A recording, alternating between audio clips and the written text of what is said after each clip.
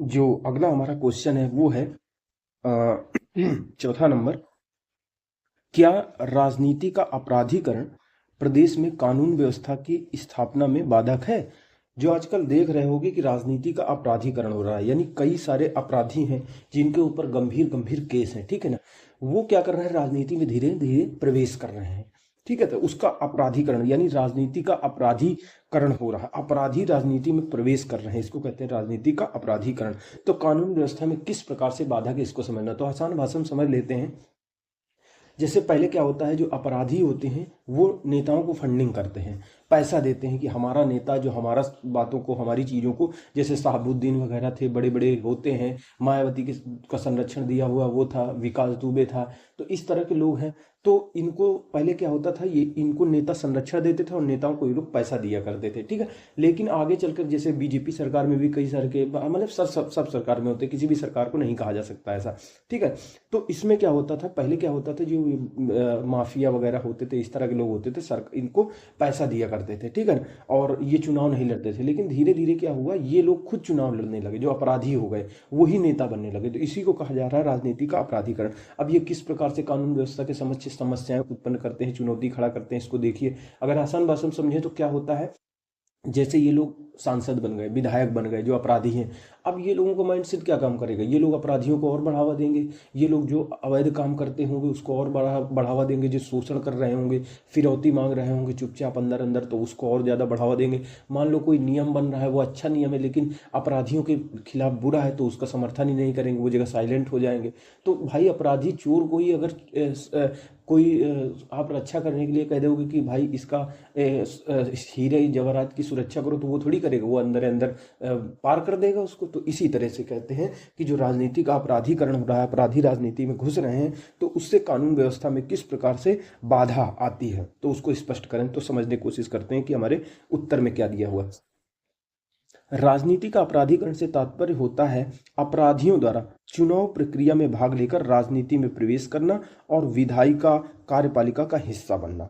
यानी जो अपराधी हैं वो चुनाव लड़ते हैं, चुनाव प्रक्रिया में भाग लेकर राजनीति में प्रवेश करते हैं, फिर विधायिका कार्यपालिका का हिस्सा बन जाते हैं।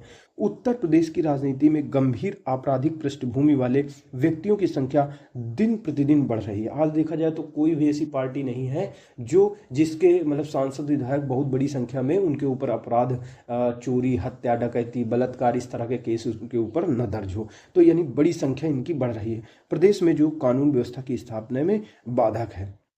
एक थी वोहरा समिति। वोहरा समिति ने अपने सुझाव में कहा था कि विभिन्न प्रकार के जो अपराध सिंडिकेट होते हैं, सिंडिकेट मतलब होता है एक समूह, अपराध सिंडिकेट, माफिया संगठनों ने महत्वपूर्ण बाहुबल एवं धन बल की शक्ति विकसित की है। यानी वोहरा समिति ने कहा था कि विभिन्न प्रकार के जो अपराधी हैं, अपराधी संगठन है, माफिया है, उन्होंने बहुत ज़्यादा अपनी दबंगई क्रिएट कर ली है, बाहुबल बना लिया है, पैसा इकट्ठा कर लिया है, इस प्रकार की एक विशेष शक्ति बना ली है और उस शक्ति के जरिए कानून व्यवस्था में बाधा उत्पन्न करते हैं, ठीक है।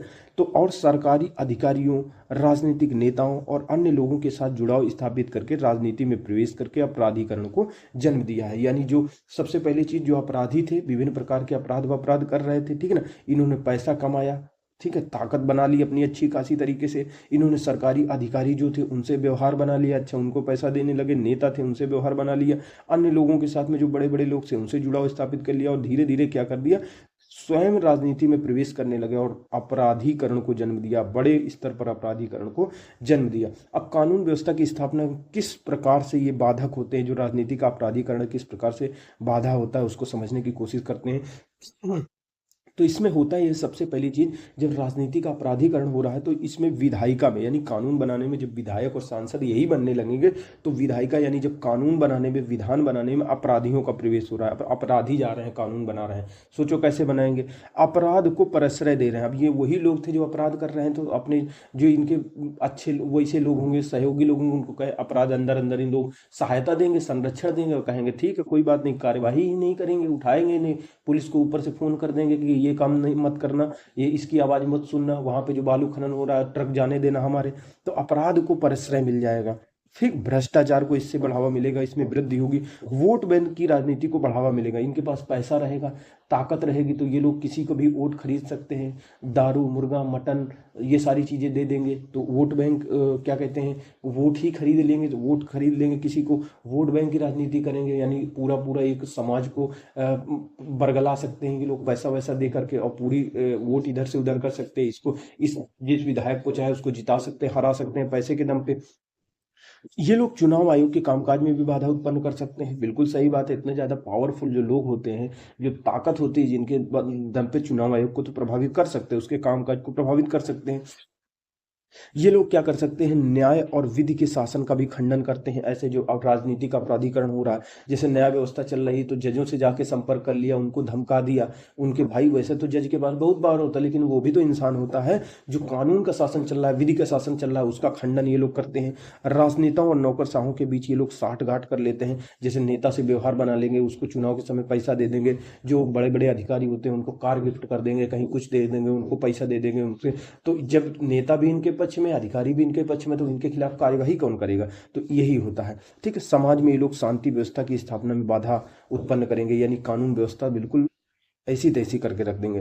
कानून निर्माण प्रक्रिया में आपराधिक पृष्ठभूमि वाले लोगों की उपस्थिति लोकतंत्र की गुणवत्ता पर नकारात्मक रूप से प्रभाव डालती है। बिल्कुल सही बात है कि अगर आपराधिक पृष्ठभूमि वाले घुसेंगे तो लोकतंत्र की गुणवत्ता तो वैसे ही खराब होगी। चुनाव में काले धन का प्रयोग बढ़ जाएगा। ठीक है, अपराधियों के विरुद्ध जांच प्रक्रिया में बाधा आएगी। अब यही अपराधी, अपराध करने वाले तो अपने विरुद्ध न कार्यवाही करेंगे, नियम बनाएंगे, न समर्थन करेंगे, हर चीज अंदर अंदर करवा देंगे। समाज में इससे क्या होगा, हिंसा की संस्कृति को प्रोत्साहन मिलेगा। अब जब इस तरह के अपराधी लोग आगे बढ़ जाएंगे तो जो जो सीधा साधा व्यक्ति है वो भी देख के कहेगा कि भाई इससे अच्छा तो हम भी यही काम करते, हम भी ऐसे पैसा क्या कहते हैं कमा लेते, चोरी कर लेते, डकैती डाल लेते, किसी का गला दबा के गला काट के पैसा कमा लेता। तो हिंसा की संस्कृति को समाज में प्रोत्साहन मिलेगा। ठीक है, तो इस तरह वस्तुतः उत्तर प्रदेश की राजनीति में अगर देखा जाए तो प्रत्येक जिला, अगर उत्तर प्रदेश की राजनीति में हम देखें तो प्रत्येक जिले में कोई ना कोई अपराधी राजनीति में प्रवेश किया है। यानी प्रत्येक जिले में, सही बात है, कोई विधायक बन गया, कोई सांसद बन गया, बनने की प्रक्रिया में लगा हुआ है या अभी भी प्रयास कर रहा है। ऐसे अनेक अपराधी होते हैं जिन पर अनेक केस दर्ज है, केस लगे हुए, चोरी, हत्या, डकैती, लूट, अपहरण, फिरौती, सुपारी, कॉन्ट्रैक्ट किलिंग, ये सारी चीजें इनके ऊपर लगा होता है। क्योंकि प्रदेश की राजनीति अधिकांशतः, हमारे प्रदेश की जो राजनीति है, जाति, धर्म, क्षेत्र, इन चीजों पर आधारित है, इन कारकों पर निर्भर करती है, जिसके फलस्वरूप आपराधिक पृष्ठभूमि वाले उम्मीदवार भी चुनाव जीत जाते हैं। प्रदेश की राजनीति में अपराधीकरण को बढ़ावा देने में जो नागरिक समाज है, जो हमारा सिविल सोसाइटी, उसका भी बराबर योगदान रहा है। वो भी ऐसे लोगों का महिमा मंडन करता है जो हमें सिविल सोसाइटी होती है। ठीक है ना, ये लोग अगर निष्कर्षतः देखें तो राजनीति का अपराधीकरण, जो राजनीति में अपराधी घुस रहे हैं, उससे प्रदेश में कानून व्यवस्था की स्थापना एवं सफलता में बाधक रहे। यानी कानून व्यवस्था स्थापित नहीं हो पाई, स्थापित भी हो रही तो सही तरीके से सफल नहीं हो पा रही।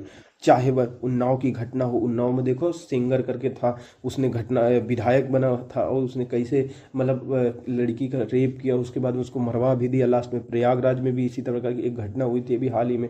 तो चाहे प्रयागराज की घटना हो, उन्नाव की घटना हो, सहारनपुर की घटना हो, कई घटनाएं इसी तरह की होती हैं। तो वर्तमान में लोग अपराध करना अपना अधिकार मानने लगे हैं। उनको लगता है नॉर्मल चीज है, कोई दिक्कत नहीं, हम पैसा दे देंगे, भर देंगे, पैसा है हमारे पास में, ताकत है, किसी को भी मार देंगे, किसी के साथ अत्याचार कर देंगे, हमारे साथ कुछ नहीं होगा। तो वर्तमान में लोग जो अपराधी प्रवृत्ति के लोग हैं, अपराध करना अपना अधिकार मानने लगे हैं। तो भ्रष्टाचार आज एक शिष्टाचार बन गया है। यानी ठीक है, कहते हैं ऊपरी कमाई चलने दो। प्रदेश सरकार को इस समस्या के निदान हेतु कठोर नीति बनाकर और राज्य की कानून व्यवस्था को सफल बनाने हेतु कार्य करना होगा। और इस दिशा में उत्तर प्रदेश सरकार हमारी मतलब अच्छे कदम उठा रही है, अपराध के प्रति जीरो टॉलरेंस की नीति अपना रही है, सारी चीजें कर रही है। अब